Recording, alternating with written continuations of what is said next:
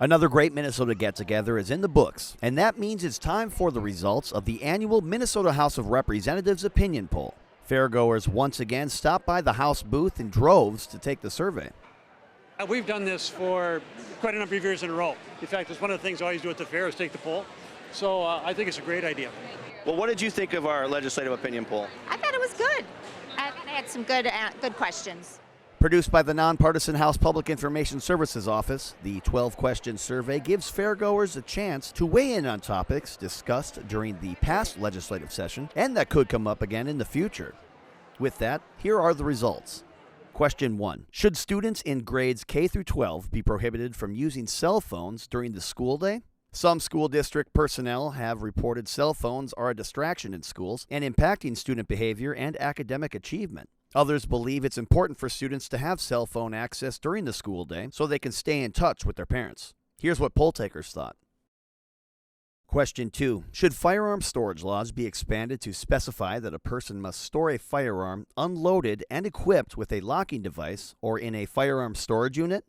The House passed a proposal in 2024, but the Senate did not act. Supporters say the measure could change unsafe behavior and keep more firearms out of kids' hands by expanding existing laws on firearm storage. Opponents say the state shouldn't tell citizens what they can do with their own property and their own homes. Here's how our poll takers saw it.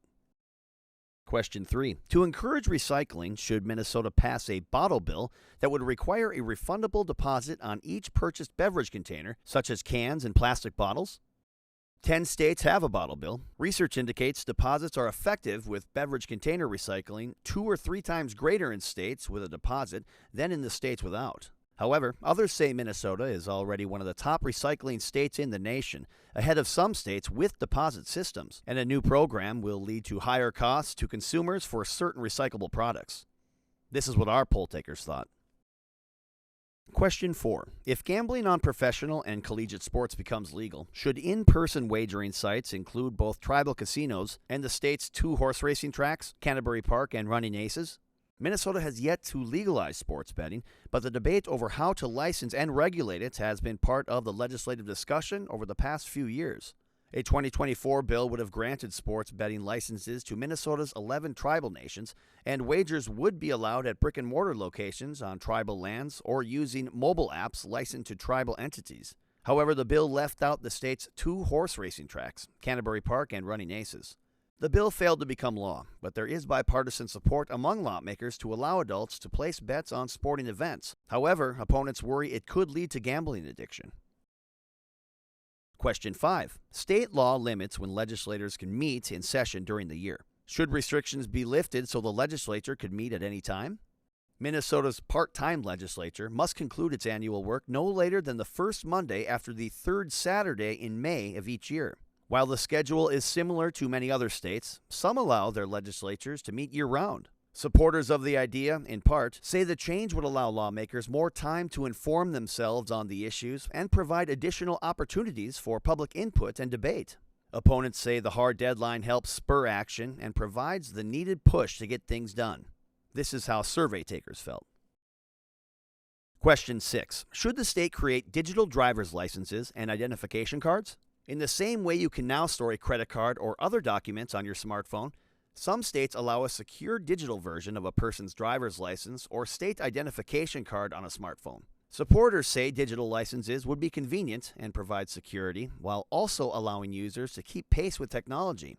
Others argue a digital identity system could be vulnerable to attack, raising concerns about data privacy. Question 7. Should Election Day be a state holiday? State law currently allows an employee to take time off from work to vote without losing pay or paid time off. But some states have made Election Day a public holiday in hopes of making it easier for some people to get to the voting booth. Supporters say the new holiday would increase voter participation and could allow elections to run more smoothly. Opponents believe it's not necessary, in part because Minnesota already has plenty of early voting options available, and state voter turnout rate is routinely among the top couple of states. Here's what poll takers thought.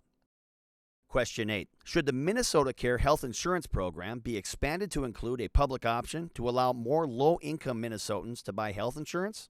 A 2024 proposal would have expanded access to Minnesota Care with the aim of making health care insurance more affordable and easier to access for more Minnesotans. Currently, the program is only available to individuals who earn less than 200% of the federal poverty line, which is about $30,000 per year. Opponents of the idea say expansion would make an already costly program even more expensive. This is how survey takers felt. Question 9. Should state and local governments, school districts, and post-secondary institutions be prohibited from banning any visual display of rainbows, such as flags or posters, from their property? Last session, a bill that would prohibit the banning of rainbow items in government buildings and most schools throughout the state was approved by one committee. The bill would not have required rainbows to be displayed, only prevented them from being singled out for bans. Supporters say rainbow flags and other items symbolize respect and inclusion for all. Opponents of the bill feel it could set a precedent regarding other flags or symbols and potentially infringe upon free speech or political beliefs. Question 10. Should school supplies be exempt from sales taxes?